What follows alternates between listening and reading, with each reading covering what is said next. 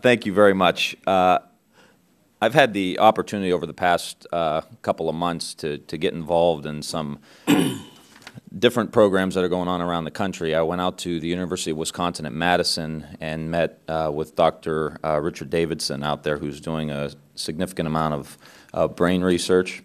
And one of the issues that he's trying to deal with, and I think a lot of people around the country are trying to deal with, whether it's in the field of healthcare or in the field of education, is how our society at this point in time is dealing with stress and the ripple effect that stress has throughout our communities, throughout our healthcare system, throughout our education system.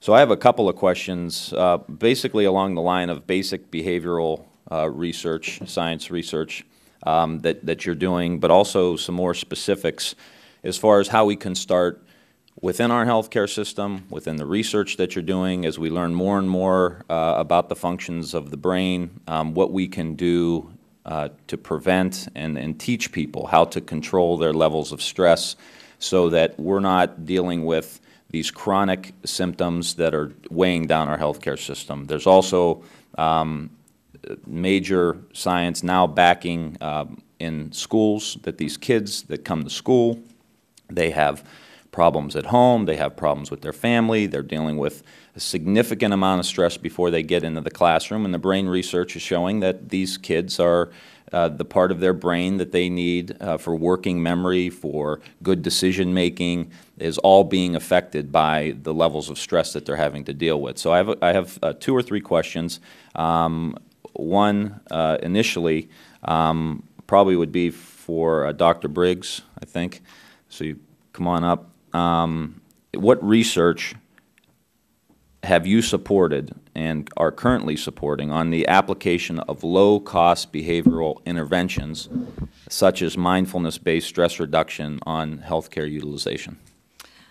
Congressman, I'm delighted at your interest in this question. This is indeed a very exciting part of our scientific portfolio. We have a very robust set of superb applications dealing with mindfulness, stress reduction, and their impact on disease. Dr. Davidson's program is supported by us as a center, and he's doing very interesting fundamental neural work on the impact of meditation on the brain. And in addition, we're looking at some very practical applications of these methods, such as effect of mindfulness on post-traumatic stress disorder, effect on eating and metabolic disorders, and effect on the management of pain. As I think this committee is well aware, management of chronic pain, and as all of us as doctors know very well, management of chronic pain is very difficult, and these interventions show substantial promise in that arena. It's a very active area in our portfolio. Well, my next visit is on Monday. I'll be out at the University of Massachusetts Center for Mindfulness, and I'm invited Representative Kennedy to come on over and help meet with some of the folks over there that John Kabat-Zinn started that about 30 years ago, and that's dealing with managing chronic pain. And I think this is another area that we really need to get into. What research are you supporting on behavioral interventions that can start early in life, so preschool, first grade, to promote emotional and social skills to help deal with these levels of stress that a lot of these kids, basically the emotional and social intelligence that our kids are really required, not only required to have, but need to be competitive in a global marketplace? This is an area of great promise. NCAM has a relatively small portfolio in mindfulness in children, but I agree with you, it's an area of great promise. We're a small part of the NIH. We're only 0.4% of the NIH budget. But we are very careful to partner with areas like OBSSR in the development of and support of the behavioral research. It's a very promising area. Okay, well, you can answer this in writing, but about the research you're supporting, focusing on identifying how psychosocial factors can get under the skin and affect organ systems, both for health and illness. If you can get back to me, because I know the hammer's coming down from the chairman here real soon, and I'm starting to sweat. He's, you know. Yeah, my stress level is going up right now. But just to say thank you, and that over the course of this budget and next year's budget, that this is something that I'm going to be extremely focused on, and hopefully get you some more money, because I think this can end up in the long run saving our healthcare system, our education system, tons and tons, in our criminal justice system, tons and tons of money. I understand from some press accounts that you've asked two of your institute directors, Jeremy Berg and Richard Hodes, to come up with a basic behavioral and social science blueprint.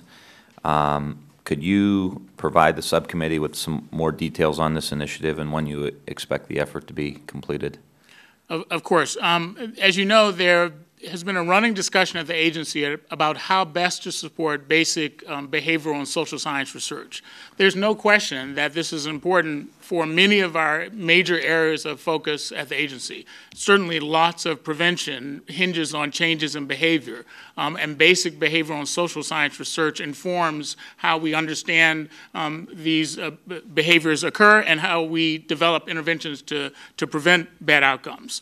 I think there was a decision made that I fully support, that rather than putting all of this area into one unit at the agency, it is so important for so much of the agency's mission that it should be spread across the entire agency. And this is a challenge we've had for many areas like this: obesity, the neurosciences, where we know that there are important scientific opportunities that cut across the structure of the agency. So we're following a model that we developed. We used in obesity. We also used for the neurosciences blueprint, where we form a high level of leadership, in this case, as you pointed, co-directed, co-chaired by Dr. Berg and Dr. Hodes of the Aging Institute, but also populated by institute and center directors, in which we look for strategic opportunities to build areas of research where there are gaps and that have the potential to affect the missions of multiple institutes and centers.